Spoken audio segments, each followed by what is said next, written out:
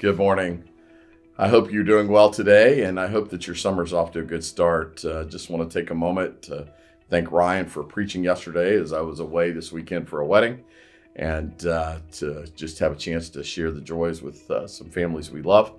Also, we want to celebrate with our youth camp who came home and last night had a huge camp celebration after having an amazing week at camp. And so lots of good things happening all around us. But today we finished the first chapter of James, and we come to verse 26, and it says this: those who consider themselves religious, which would be all of us who are listening right now at some level, and yet do not keep a tight rein on their tongues.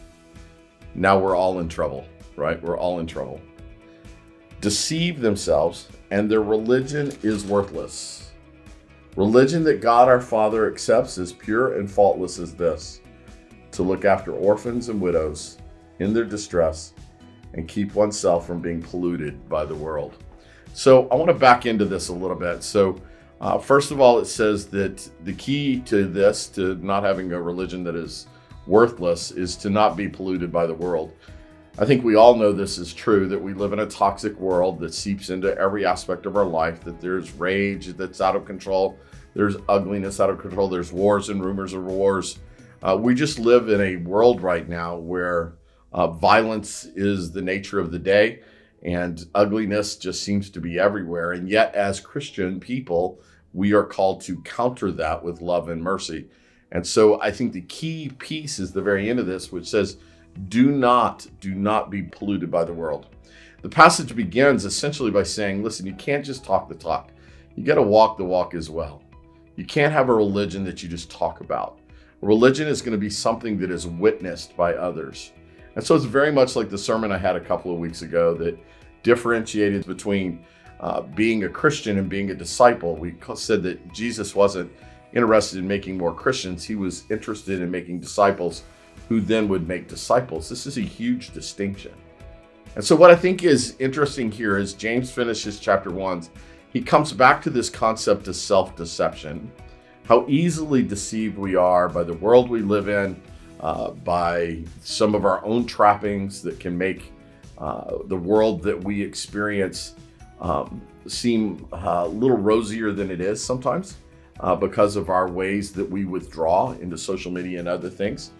So one of the things I discovered about mission trips is this: that in order for us to experience the things that break God's heart and thus have our heart broken, you sometimes have to get outside your bubble and go experience some of the edges and margins of what we know is cultural brokenness. So, when you go to a third world country and you sit with a young man who's walked 7 miles to get the one meal he's going to get that week that's guaranteed, there's a sense that you understand the brokenness that God feels for his creation. And then you bring that home and it gives you eyes to see the brokenness around you. Without that experience, you can just drive through this community blind and numb to the reality that there are wounded and hurting people all around us. People who are in this situation of no fault of their own, some that are. But at the end of the day, you can begin to see the things that break God's heart that should break our hearts. But it's only as you experience it. Here's what I would say. I think self-deception can only be conquered by selfless service. And really being a servant-hearted person, where you extend yourself on behalf of the marginalized. So James says, you want a religion that the God the Father finds pure and faultless, then look out after widows and orphans. I can say this to you as humbly as I know how. It's one of the few really, really good things that I can say Georgianna has done over the years extremely well. We have taken very, very seriously this call to support and care for orphans all over the world.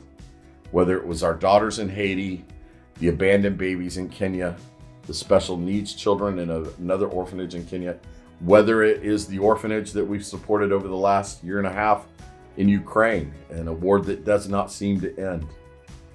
I think that we can feel like that we have engaged the most broken places in the world with our care for orphans. We also look into our own community and we think about Family Promise of Brevard, and we think about Matthew's Hope, and we think about those ministries, the Homeless Coalition, ministries that are literally experiencing every day the pain of walking with people who are homeless. We want to be a church that is faultless when it comes to these things, that we want to be known. We want our witness to be that we're not afraid to enter into the things that break God's heart, because quite honestly, it should break ours. So I think as we finish up James 1, we look at this concept that throughout this short chapter, everything has been about self-deception. And we should be on the guard not to allow ourselves to be deceived by a world that would want to convince us that ugliness is normal, that rage and hatred is how we should treat our neighbors, and that we can walk through life oblivious to the pain around us. God has called us to greater things than that. I love you so much, church. It is a joy for me to be with you. Thank you always for your positive feedback. I want to give a shout out to Jen Helms and the beautiful job she does putting it all together. We're just blessed to have a great team making all this happen. So I look forward to seeing you next Monday. Take care.